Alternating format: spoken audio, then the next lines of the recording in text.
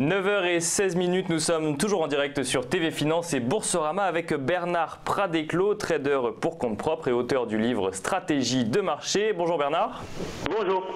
Alors on se le disait à l'instant, il y a plus des baisses que des hausses ce matin. On va commencer par la hausse que vous avez sélectionnée sur le CAC 40.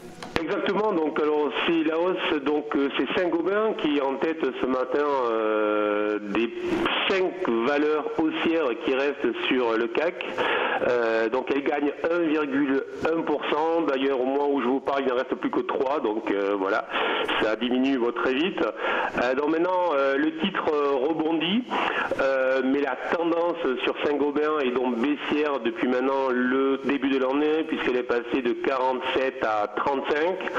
Donc plutôt méfiant, ce n'est pas le moment de passer à l'achat en dépit de la surperformance du jour. On va surveiller, voir si éventuellement on ne serait pas, enfin si la valeur ne serait pas en train de créer une petite zone en accumulation. Alors ça c'est pour les hausses, on va maintenant regarder les baisses. Quelles sont les valeurs que vous avez sélectionnées à la baisse, Bernard ? Alors la plus forte baisse du SRED ce matin, c'est Edenred qui perd près de 5%, donc qui en perdait pratiquement 6 à l'ouverture à 32, après un sommet à 36 début août.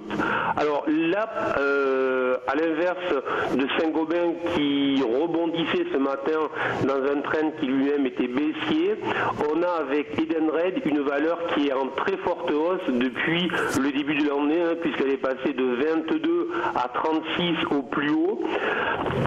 Et puis d'ailleurs ce matin, les investisseurs sont en train d'essayer de racheter la valeur depuis sa baisse à 32, là juste au moment où je vous parle. En fait, c'est parce que Berenberg ce matin a abaissé sa recommandation à vendre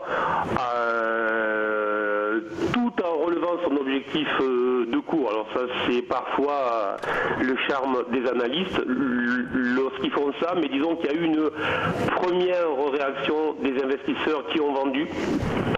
Et là, donc au moment où je vous parle, c'est en train de se racheter. Donc en dépit de ça, je dirais que c'est une valeur qui est plutôt solide, qui a une jolie configuration, donc plutôt haussière. Donc achat sur repli, c'est exactement ce que font les investisseurs ce matin, puisque l'on perdait 6 à l'ouverture, là on ne perd plus que 3,5%, 3,3%. C'est un petit peu comme le tiercé avec Léon Zitron, je dirais ça va très très vite. Et alors dernière valeur qu'on peut mettre en avant, une baisse également, il s'agit d'Air France. Air France dont les pilotes, enfin l'intersyndicale des pilotes a annoncé ce matin qu'ils repartaient à la grève.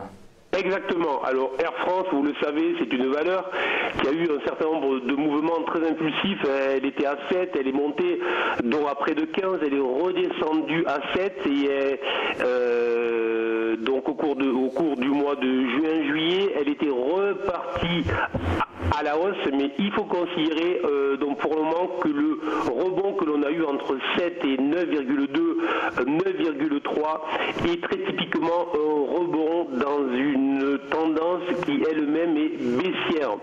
Donc aucune surprise à voir la baisse qu'il y a eu hier, aucune surprise à voir la baisse que l'on a ce matin.